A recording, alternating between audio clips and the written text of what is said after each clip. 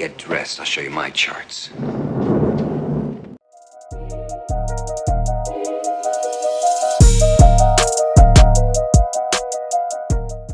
All right, charts to watch, folks. We got 420 for you. Happy 420 and happy Easter. We're going to look at weekly charts in this episode right here, but before we do that, let's look at the futures, how they look like, and tie in the conversation with the title that you clicked on. We begin with the E-mini futures daily chart. What do we see here? We haven't had a decisive close below 5,300, otherwise we would have had a definitive conclusion that we're heading down to revisit 5,000. And there's a really juicy trade here between 5,300 and 5,000.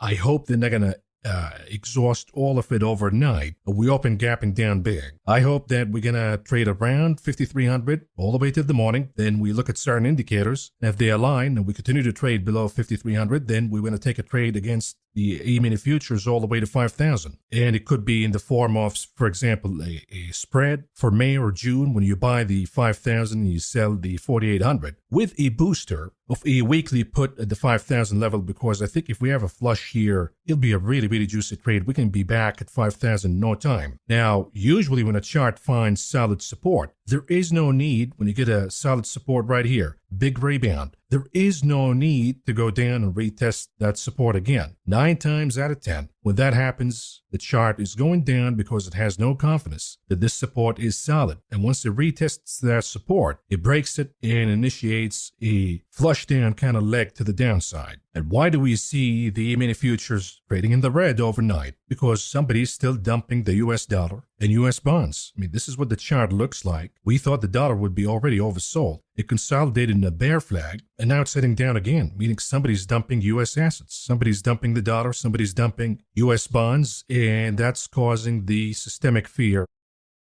to increase. And with it, of course, we see credit spreads now beginning to show their ugly teeth, and then you have the E-mini futures trading down. So if we continue to see the dollar and bond yields heading higher, in the case of the dollar heading down, but bonds heading down, so bond yields heading higher, that's going to be a lethal combination for the market, and indeed will open the path for that 5,000 retest in the E-mini futures. And I'm looking right now at the 10-year yield. It looks like momentum is about to accelerate to the upside, retest to 4,300, and then heading back up to the dreaded number of 4.5. That would imply that we have somebody dumping again U.S. assets, and that could be a sign of lack of confidence by foreign investors or retaliation against the trade war. And of course, when you have this dynamic of lack of confidence in the dollar and bonds, the only resource becomes gold. So you look at gold futures, that continues to go higher, and now it's becoming alarming because gold is overcrowded. You see here that